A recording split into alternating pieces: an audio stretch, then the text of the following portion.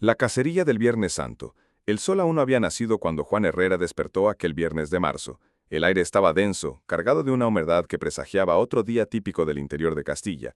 Era Viernes Santo, uno de los días más sagrados del calendario cristiano, pero para Juan era simplemente otra oportunidad de cazar con su hijo Miguel. La casa de piedra crujía suavemente con los primeros movimientos del día. María Herrera, esposa de Juan desde hacía 23 años, ya estaba en pie en la cocina, preparando el desayuno. Sus dedos curtidos manipulaban con destreza las brasas del fogón de leña, mientras el aroma de café tostado se extendía por el ambiente. María siempre fue una mujer devota. Criada en una familia tradicional católica, llevaba consigo todas las creencias y supersticiones que su abuela le había enseñado. Y una de esas creencias era que cazar en Viernes Santo era un sacrilegio que atraía las peores maldiciones. Juan se vistió en silencio, intentando no despertar a su esposa. Sus botas de cuero hacían un ruido sordo contra el suelo de baldosas. Sabía que María no aprobaría sus planes para aquel día, pero la oportunidad era perfecta. Las perdices andaban apareciendo con frecuencia cerca del arroyo de los Olivos, y la familia necesitaba la carne. Miguel, su hijo de 17 años, ya estaba despierto en el cuarto contiguo. El muchacho había heredado del padre la pasión por la caza. Alto, delgado, con los mismos ojos castaños de Juan, Miguel era un joven habilidoso con la escopeta. A pesar de su corta edad, ya demostraba una puntería que impresionaba hasta los cazadores más experimentados de la comarca.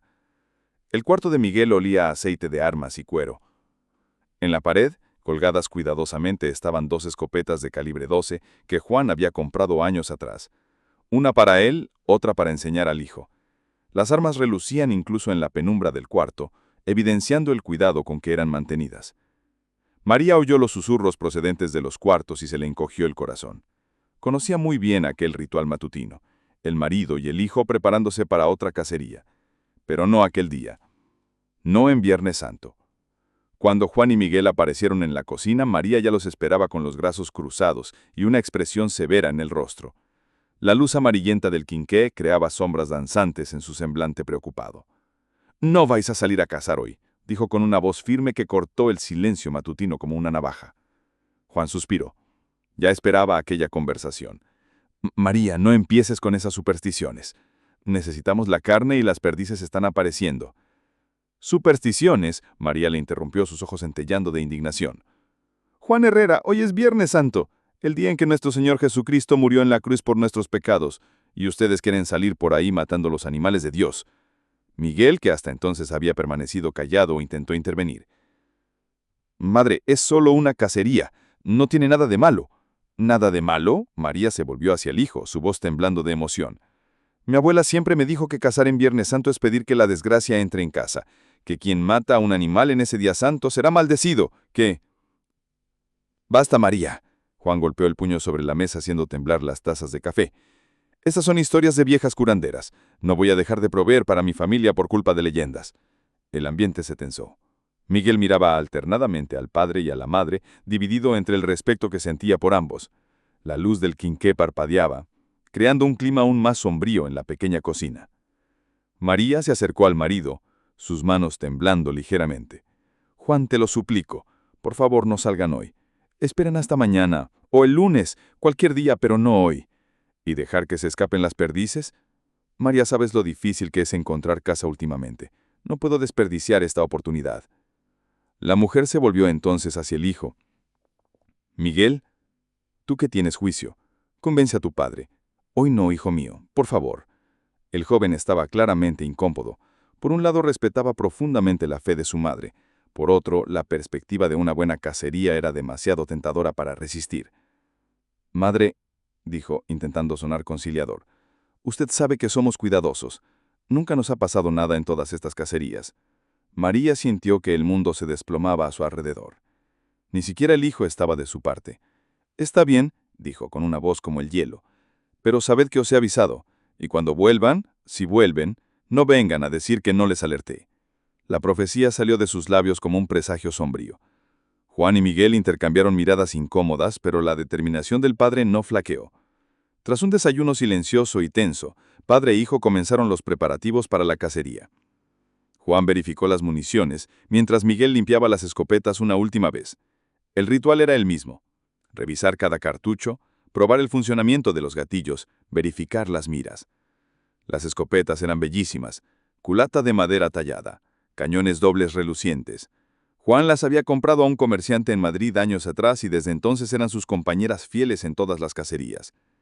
Miguel cargó su cartuchera con munición de caza del número 4, ideal para aves de mediano tamaño como las perdices. Los cartuchos eran amarillos con marcas rojas. El joven contó 20 cartuchos, suficientes para una mañana productiva. El equipo fue colocado en 2 mochilas de lana. Navajas de caza, cuerdas, cantimploras con agua, algunas galletas saladas y queso. Una linterna de pilas para emergencias. Juan siempre decía que un buen cazador nunca sale de casa mal preparado. Cuando estaban a punto de partir, María apareció en la puerta, los ojos rojecidos de tanto llorar. Se acercó a Miguel y hizo la señal de la cruz en su frente. «Que Dios te proteja, mi hijo», murmuró. Después, se volvió hacia el marido, pero no repitió el gesto. Solo le miró con una tristeza profunda y dijo: «Que Dios te perdone, Juan Herrera». Y así, bajo el peso de aquellas palabras proféticas, padre e hijo partieron para lo que sería la cacería más trágica de sus vidas. Miguel asintió. Era un procedimiento estándar. Separarse aumentaba las posibilidades de éxito, pues cubrían un área mayor. Además, las perdices eran aves listas, capaces de detectar la presencia humana a grandes distancias. Antes de separarse, Juan dio las últimas instrucciones. Cuidado con los tiros, Miguel. Acuérdate siempre de identificar bien el objetivo antes de disparar. Y si oyes algún ruido extraño, silba 3 veces. Yo hago lo mismo si te necesito. Descuide, padre. Nos vemos dentro de un rato.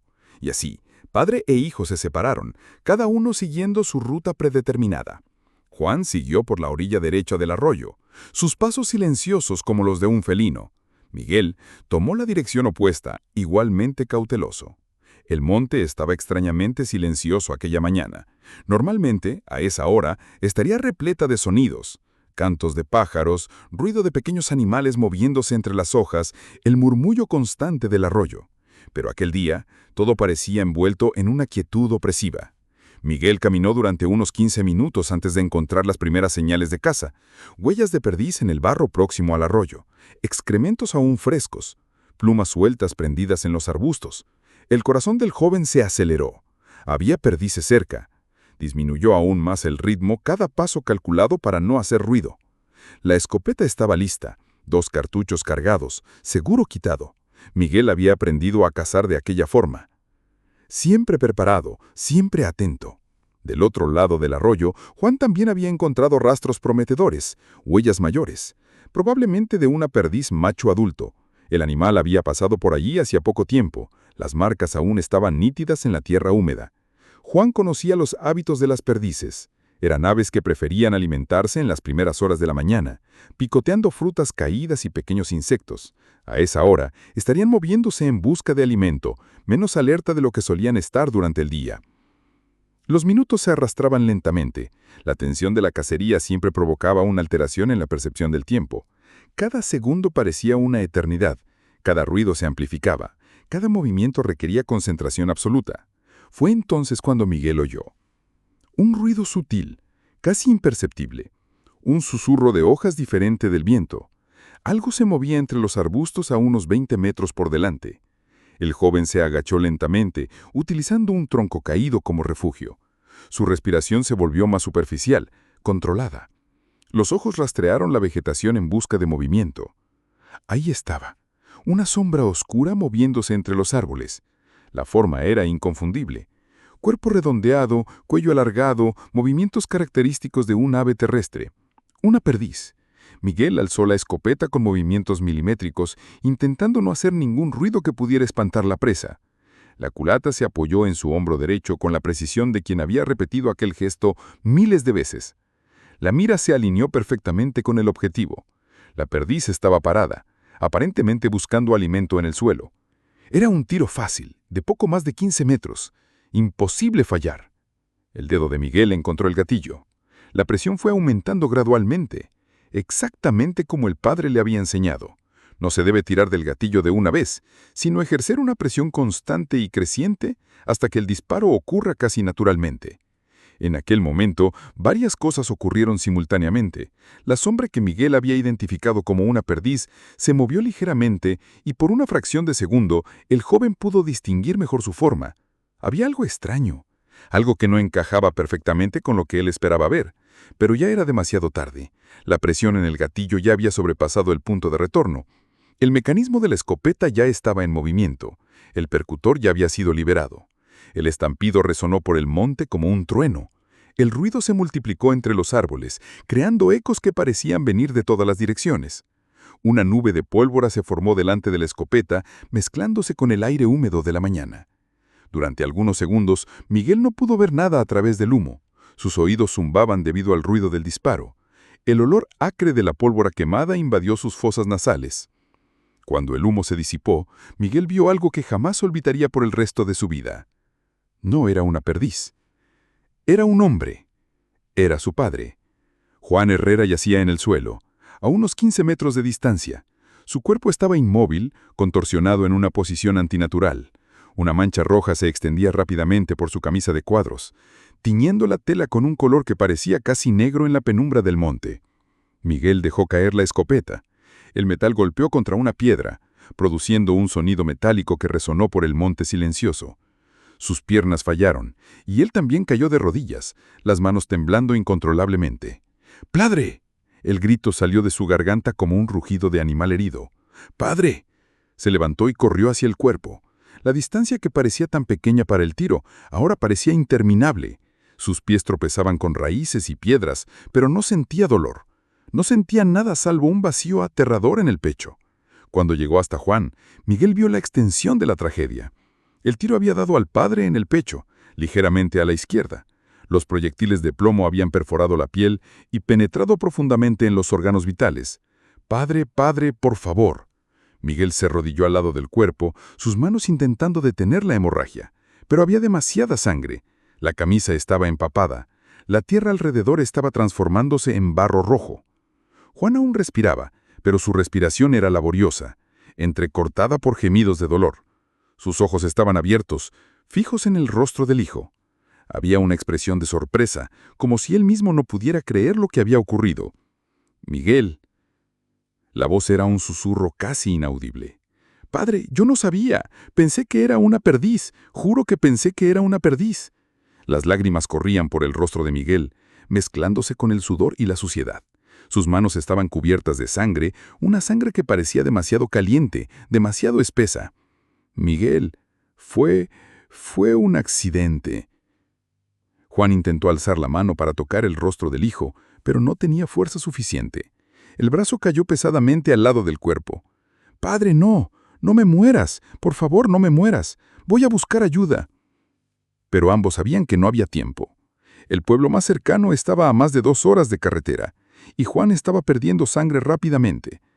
Incluso si Miguel conseguía cargarlo hasta casa, no habría manera de salvarlo. «Miguel, escucha». El joven se inclinó sobre el padre intentando oír las palabras que salían cada vez más débiles de sus labios. No fue culpa tuya. Fue la voluntad de Dios». «No digas eso, padre. Fue culpa mía. Debería haber escuchado a madre. Ella dijo que iba a salir mal». «Tu madre, dile que le pido perdón». Pero Juan Herrera ya no podía hablar más. Su mano, que había intentado alcanzar el rostro del hijo, estaba fría e inmóvil. Los ojos, que un día habían enseñado a Miguel a disparar, ahora miraban al cielo nublado sin ver nada. Miguel sostuvo el cuerpo del padre en sus brazos, meciéndolo suavemente como si fuera un niño. Sus sollozos resonaban por el monte, un sonido primitivo de dolor que parecía venir de las profundidades de su alma. «Padre, padre, vuelve, padre». Pero Juan Herrera había partido. En Viernes Santo, en el día en que Cristo murió en la cruz, un hombre había muerto en brazos de su propio hijo. Muerto por error, víctima de un accidente cruel del destino. Miguel permaneció allí, abrazado al cuerpo del padre, durante un tiempo que pareció eterno. Las nubes que habían amenazado lluvia toda la mañana finalmente se abrieron, y una llovizna fina comenzó a caer sobre el monte. Las gotas de lluvia se mezclaban con las lágrimas de Miguel, lavando la sangre de sus manos, pero nunca pudiendo limpiar la culpa de su alma. El agua escurría por el rostro de Juan, como si el propio cielo estuviera llorando por la tragedia. Cuando finalmente consiguió recomponerse mínimamente, Miguel sabía que necesitaba volver a casa. Necesitaba contarle a la madre lo que había ocurrido. Necesitaba cargar con aquella culpa para siempre. Alzó el cuerpo del padre en sus brazos. Juan no era un hombre grande, pero el peso de la muerte parecía ser lo más pesado. Miguel tambaleó algunas veces, pero no desistió. No dejaría al padre allí, abandonado en el monte. La caminata de vuelta fue la más larga de la vida de Miguel. Cada paso era una tortura. Cada metro recorrido aumentaba el peso en sus brazos y en su corazón. La lluvia continuaba cayendo, transformando el sendero en un lodazal traicionero. Cuando finalmente divisó la casa, Miguel vio a María parada en el porche. Incluso a distancia, pudo reconocer la escena. No había necesidad de palabras. El grito que salió de su garganta atravesó el valle como un lamento ancestral. «Dios mío, Dios mío, Juan». Ella corrió al encuentro del hijo, sus faldas arrastrándose en el barro. Cuando llegó lo suficientemente cerca para ver el rostro pálido del marido, sus piernas flaquearon y cayó de rodillas en la tierra empapada. «¿Qué habéis hecho?», gritaba entre sollozos. «¿Qué habéis hecho?». Miguel depositó cuidadosamente el cuerpo del padre en el suelo y se arrodilló al lado de la madre. «Madre, fue un accidente. Pensé que era una perdiz». María miró al hijo con una mezcla de dolor, horror y una extraña comprensión. Lo había previsto, había avisado, había suplicado que no salieran aquel día sagrado. «Os avisé», dijo, su voz extrañamente calmada ahora. «Os avisé que cazar en Viernes Santo era pecado, que Dios castigaría a quien matase un animal el día en que Cristo murió en la cruz». Miguel enterró el rostro en las manos ensangrentadas. «Lo sé, madre. Usted tenía razón. Usted siempre tuvo razón». María se inclinó sobre el cuerpo del marido, sus dedos acariciando el rostro que había amado durante más de 2 décadas. Juan parecía estar durmiendo, si no fuera por el agujero en su pecho y la palidez cadavérica de su piel. «Juan Herrera», murmuró, «testarudo hasta el final, pero te perdono. Dios también te va a perdonar». Se volvió hacia Miguel. «¿Y tú, hijo mío? Vas a tener que cargar con esto por el resto de tu vida. Pero sabe que no fue maldad tuya. Fue la voluntad de Dios». En los días que siguieron, la historia se extendió por toda la comarca. La tragedia de la familia Herrera se convirtió en leyenda, un cuento que las abuelas contaban para alertar a los nietos sobre los peligros de desafiar la fe. Miguel nunca más cogió un arma. Vendió las escopetas y juró nunca más cazar. Pasó el resto de su vida cuidando de la madre, cargando la culpa como una cruz invisible. Todos los Viernes Santos visitaba la tumba del padre y pedía perdón por un pecado que tal vez nunca había cometido. María vivió 15 años más tras la muerte del marido. Se convirtió en una de las mujeres más respetadas de la comarca, conocida por su fe inquebrantable y por sus profecías. Siempre que alguien mencionaba cazar en Viernes Santo, contaba la historia de Juan Herrera, el hombre que desafió a Dios y fue pagado con la vida. El arroyo de los Olivos continuó serpenteando por la propiedad, pero nunca más se oyó el estampido de escopetas en sus orillas.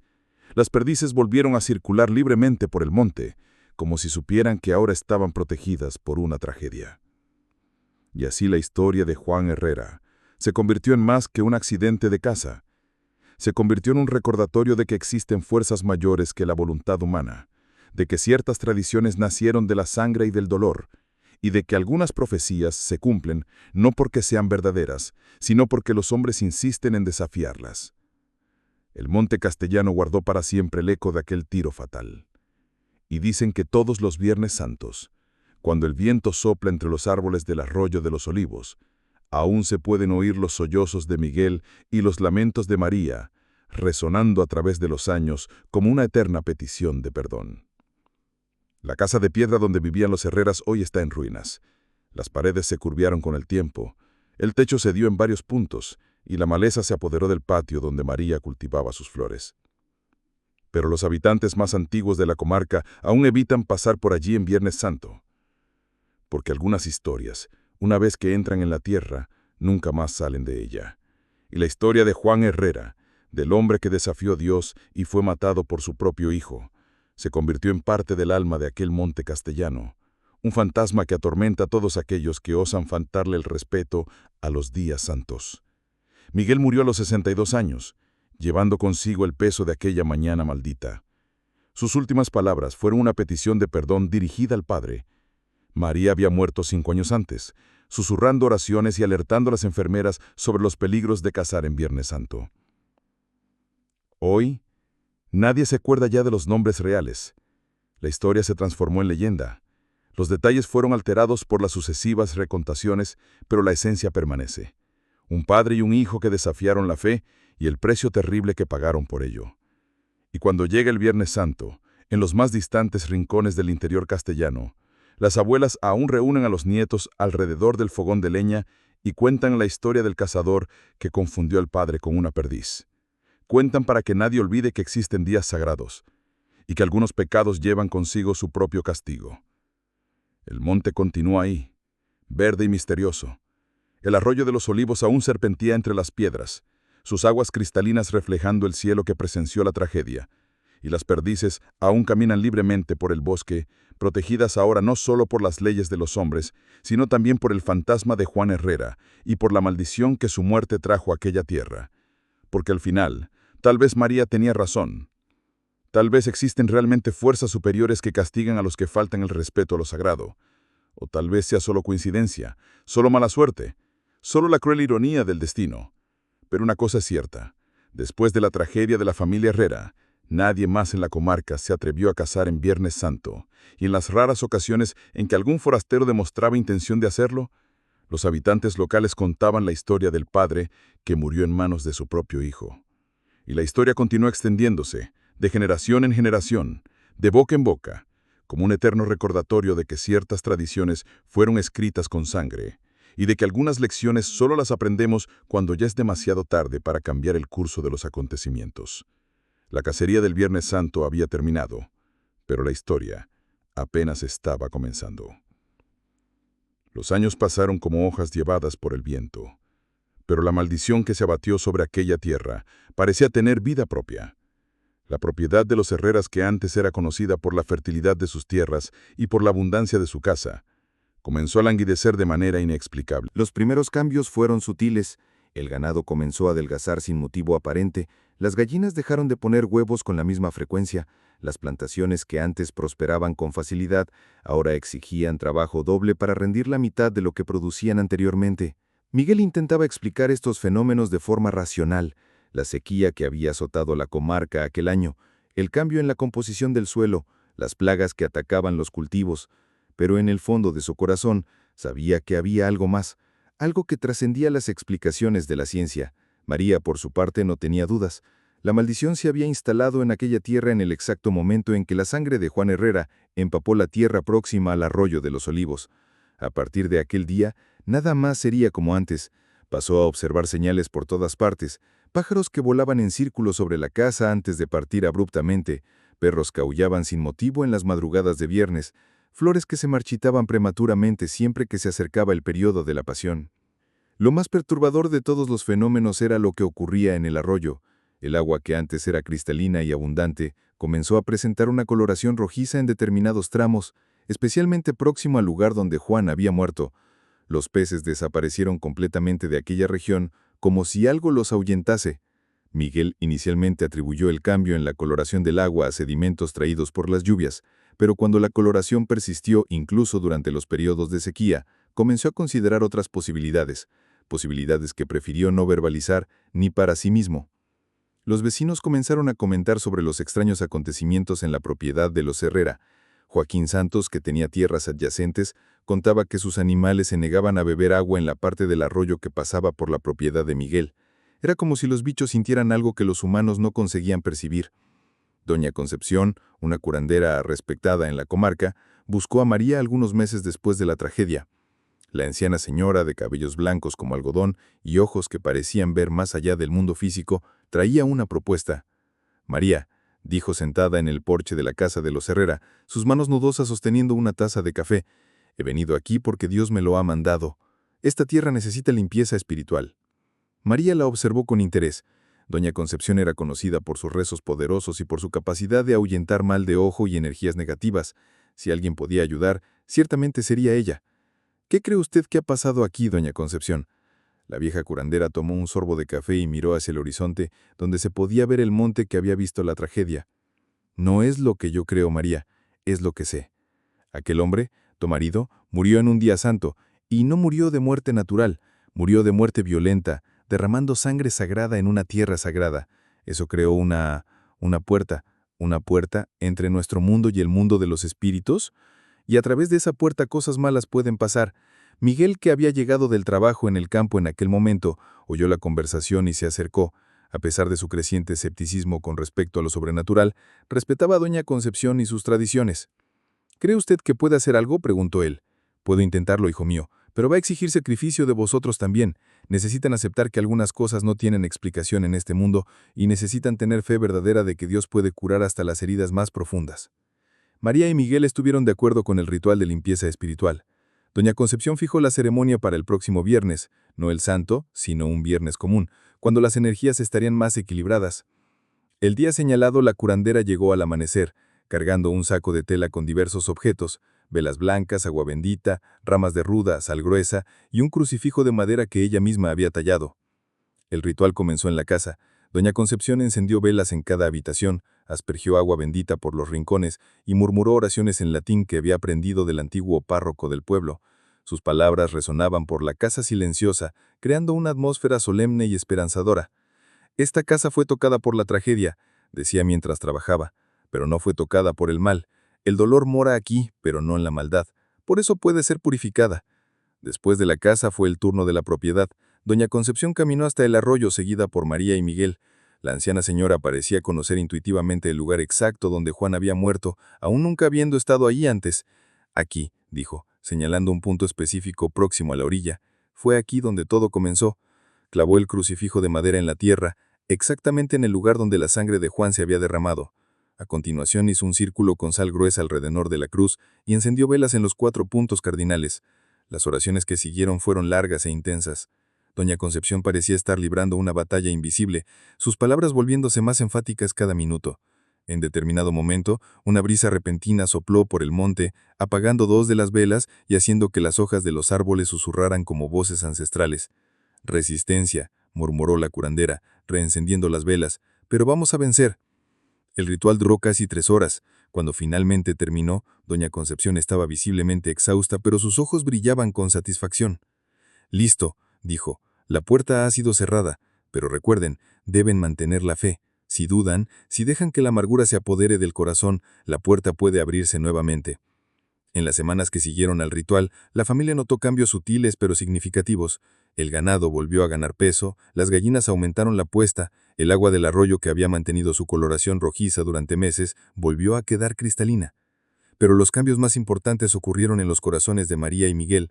La culpa opresiva que cargaban comenzó a dar lugar a una aceptación más serena del destino. No que el dolor hubiera desaparecido, algunas heridas nunca cicatrizan completamente, pero se volvió más tolerable. Miguel volvió a sonreír ocasionalmente. María retomó el hábito de cantar mientras cocinaba. La casa, que se había convertido en un mausoleo silencioso, comenzó a recuperar algo parecido a la vida. Pero la verdadera prueba de la eficacia del ritual vendría años después, cuando la comarca fue visitada por una sequía severa que duró casi 2 años. Mientras las propiedades vecinas sufrían con la escasez de agua, el arroyo que atravesaba las tierras de los Herrera mantuvo su caudal constante. Los vecinos comentaban el hecho con una mezcla de admiración y desconfianza. ¿Cómo era posible que solo aquel tramo del arroyo continuase abundante cuando todos los otros se habían secado? Algunos susurraban teorías sobre pactos con fuerzas ocultas, otros, más sensatos, atribuían al fenómeno a características geológicas específicas de aquella área. María y Miguel sabían la verdad. La bendición había sustituido a la maldición. La tierra que había sido regada con sangre y tierras ahora estaba protegida por oraciones y fe. Durante esa época de sequía, la propiedad de los Herrera se convirtió en un oasis para los animales silvestres. Ciervos, conejos, tejones y hasta lobos venían a beber agua en el arroyo milagroso. Y las perdices, las perdices volvieron en mayor número que nunca. Miguel las observaba de lejos sin siquiera pensar en cazarlas. Los pájaros parecían saber que estaban seguros allí. Caminaban por la propiedad con desenvoltura, picoteando frutas caídas y bañándose en las pozas del arroyo. Hubo un incidente específico que marcó profundamente a Miguel. Era una tarde de domingo, algunos años después del ritual de doña Concepción. Estaba arreglando una valla próxima al arroyo cuando oyó el ruido familiar en los matorrales. Su sangre se heló. Era exactamente el mismo ruido que había oído aquella mañana fatal, años atrás. El susurro específico de una perdiz moviéndose entre las hojas secas. Miguel se volvió lentamente y vio una perdiz macho, magnífica, parada a pocos metros de distancia. El ave lo observaba sin miedo, sus ojos pequeños y brillantes fijos en el hombre que un día había confundido a otro hombre con su especie. Por un momento el tiempo pareció detenerse. Miguel se vio nuevamente como un joven de 17 años, con una escopeta en las manos y un error fatal a punto de ocurrir. Sus manos temblaron involuntariamente. Pero entonces algo extraordinario ocurrió. La perdiz comenzó a caminar hacia él, sin prisa, sin miedo. Se detuvo justo al lado de Miguel y simplemente se quedó ahí, como si estuviera ofreciendo compañía silenciosa. Miguel extendió la mano lentamente. ¿La perdiz no se alejó? Durante algunos minutos, hombre y ave permanecieron ahí, unidos por una conexión inexplicable. Era como si el animal fuera un mensajero, trayendo perdón de más allá de la vida. Cuando la perdiz finalmente se alejó, Miguel sintió que un peso inmenso había sido retirado de sus hombros. No era olvido, jamás olvidaría lo que había ocurrido, era algo diferente. Era la certeza de que el perdón era posible, incluso para los peores errores, siempre que hubiera verdadero arrepentimiento. María presenció la escena desde la ventana de la cocina. Cuando Miguel volvió a casa, lo recibió con una sonrisa comprensiva. «¿Lo viste, verdad?», le dijo. «¿Ver qué?». «A tu padre. Vino a través de la perdiz para decirte que te perdona». Miguel no cuestionó las palabras de la madre. Algunas verdades trascienden la lógica, y aquella era una de ellas. Los años continuaron pasando, trayendo sus alegrías y tristezas normales. Miguel se casó con una muchacha del pueblo vecino, una maestra gentil llamada Rosa, que aceptó sin reservas la historia de la familia y el peso que llevaba. La pareja tuvo 3 hijos, todos criados con profundo respeto por la naturaleza y las tradiciones. María se convirtió en abuela dedicada, contando historias a los nietos, pero siempre omitiendo los detalles más sombríos de la tragedia familiar.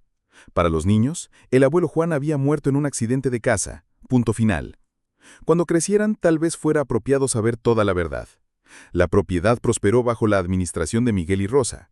Diversificaron la producción, criando ganado lechero, cultivando hortalizas ecológicas e incluso desarrollando un pequeño negocio de turismo rural para visitantes interesados en la vida en el campo. Pero una tradición se mantuvo religiosamente. Nunca, bajo ninguna circunstancia, se casaba en la propiedad. Miguel llegó a instalar carteles indicando que aquella era un área de preservación permanente, donde la caza estaba prohibida por ley y por principio. Doña Concepción visitaba a la familia anualmente, siempre próximo al Viernes Santo para verificar si la puerta continuaba cerrada y para renovar las protecciones espirituales.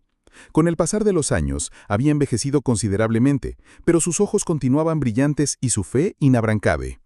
Durante una de esas visitas, cuando Miguel ya era un hombre de mediana edad y doña Concepción una señora de más de 80 años, la curandera hizo una revelación sorprendente.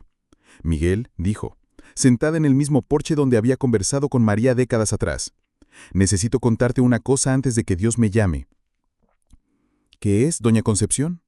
Aquel día, el día de la tragedia, no fue casualidad que confundieras a tu padre con una perdiz». Miguel frunció el ceño, no entendiendo a dónde quería llegar. «¿Cómo es eso? Existen fuerzas en este mundo que son mayores que nosotros, fuerzas que a veces usan nuestras acciones para cumplir propósitos que no entendemos. Tu padre era un hombre bueno, pero testarudo. Necesitaba aprender una lección. ¿Y tú? Tú necesitabas aprender otra. ¿Qué tipo de lección? Que nuestras acciones tienen consecuencias que van más allá de lo que podemos ver. Que faltar al respeto a lo sagrado siempre cobra un precio. Y que el perdón es posible incluso para los peores errores, siempre que haya verdadero arrepentimiento». La vieja curandera tomó un sorbo de café y continuó. «Tu padre está en paz, Miguel. Entendió la lección y tú también. Por eso la tierra fue bendecida después de la tragedia. Porque ustedes transformaron el error en sabiduría, la culpa en compasión». Aquella conversación marcó profundamente a Miguel. Comenzó a ver la tragedia de su juventud bajo una nueva perspectiva. No como un accidente cruel del destino, sino como parte de un plan mayor que su mente humana no conseguía comprender completamente. Doña Concepción murió el invierno siguiente, en paz, rodeada por personas que la amaban. En el velorio, decenas de personas contaron historias de cómo había ayudado a sus familias, curando enfermedades, ahuyentando maldiciones, trayendo paz a corazones atormentados. Miguel y María estaban entre los que cargaron el ataúd hasta el cementerio. Durante el entierro, una cosa extraña ocurrió. Una bandada de perdices apareció de la nada y se quedó observando la ceremonia a distancia, como si rindieran sus propios homenajes a la mujer que había traído paz a aquella tierra. Después de la muerte de doña Concepción, Miguel asumió informalmente el papel de guardián de la historia. Comenzó a recibir visitantes interesados en conocer el lugar donde había ocurrido el milagro del Viernes Santo, como la historia se había vuelto conocida en la comarca. Algunos venían por curiosidad mórbida, esperando oír detalles sangrientos de la tragedia. Otros llegaban movidos por la fe, creyendo que el lugar poseía propiedades curativas. Miguel recibía a todos con gentileza, pero siempre dirigía la conversación hacia las lecciones positivas que podían extraerse de la experiencia. La historia de mi familia, decía a los visitantes, no es acerca de tragedia, es acerca de perdón. Es acerca de cómo Dios puede transformar incluso nuestros peores errores en bendiciones para otros. Y realmente parecía ser verdad. Varias personas relataron haber encontrado paz espiritual después de visitar la propiedad. Parejas en crisis se reconciliaban. Personas deprimidas recuperaban la esperanza. Adictos encontraban fuerzas para buscar tratamiento. Miguel nunca cobró por estas visitas, pero muchos dejaban donaciones espontáneas que él repasaba íntegramente a obras de caridad de la comarca. La Casa de los Herrera se convirtió en un punto de peregrinación informal, un lugar donde las personas venían a buscar curación para heridas del alma. María vivió esta transformación con profunda satisfacción. La mujer que había perdido al marido de forma trágica, ahora veía su casa convertirse en un faro de esperanza para otros que sufrían. Era como si el dolor que habían experimentado ganara un propósito mayor. Murió de 78 años en una mañana de otoño, durmiendo pacíficamente en su cama. Sus últimas palabras fueron: «Juan, ya llego». Miguel, que estaba a su lado, juró haber visto una luz suave envolver la habitación en el momento exacto de su partida. El funeral de María fue uno de los más grandes que la comarca había presenciado jamás. Personas de varios pueblos vecinos vinieron a rendir sus homenajes a la mujer que se había convertido en símbolo de fe y resistencia. Durante la ceremonia, las perdices nuevamente aparecieron, observando a distancia, como guardianes silenciosos de una historia que trascendía la comprensión humana. Después de la muerte de la madre, Miguel se vio solo como último guardián de la memoria familiar. Rosa lo apoyaba en todo, pero la responsabilidad era suya, y la asumió con seriedad y dedicación. Comenzó a escribir, primero solo anotaciones personales sobre sus recuerdos de aquel día fatal, después relatos más elaborados sobre la transformación que la familia había vivido. Finalmente una narrativa completa que pretendía dejar para los hijos y nietos. El manuscrito crecía lentamente, página tras página, reconstruyendo no solo los hechos, sino también los sentimientos, las dudas, los descubrimientos espirituales que habían marcado su jornada. Miguel escribía principalmente por la noche, cuando la casa estaba silenciosa y él podía concentrarse en los recuerdos sin interrupción. Durante una de esas noches de escritura, algo extraordinario ocurrió. Miguel estaba describiendo el momento exacto de la muerte del padre cuando oyó pasos en el porche. Eran pasos lentos, pesados, como los de un hombre que camina con dificultad. Paró de escribir y prestó atención. Los pasos se detuvieron justo delante de la puerta de la sala, donde él trabajaba. Durante algunos segundos hubo silencio absoluto. Entonces una voz familiar susurró: «Continúa escribiendo, hijo. La historia necesita ser contada». Miguel reconoció inmediatamente la voz. Era su padre. Juan Herrera había vuelto, no para atormentar, sino para alentar. «¿Padre?». Miguel llamó suavemente. No hubo respuesta. Los pasos recomenzaron, alejándose de la casa hacia el arroyo. Miguel fue hasta la ventana y vio una silueta conocida caminando por el sendero iluminado por la luna llena. La figura saludó una vez antes de desaparecer entre las sombras del monte. A partir de aquella noche, Miguel escribió con renovado entusiasmo. Las palabras fluían naturalmente, como si fueran dictadas por una fuerza superior. El manuscrito se convirtió en más que un relato personal. Se transformó en una obra de profundidad espiritual que tocaba a todos los que tenían oportunidad de leerlo. Cuando finalmente terminó el libro, Miguel decidió publicarlo. La cacería del Viernes Santo, una historia de perdón y redención, se convirtió en un fenómeno editorial regional, vendiendo miles de copias y siendo traducido a otros idiomas. El dinero recaudado con las ventas fue íntegramente donado a instituciones de caridad, especialmente aquellas que trabajaran con jóvenes en situación de riesgo.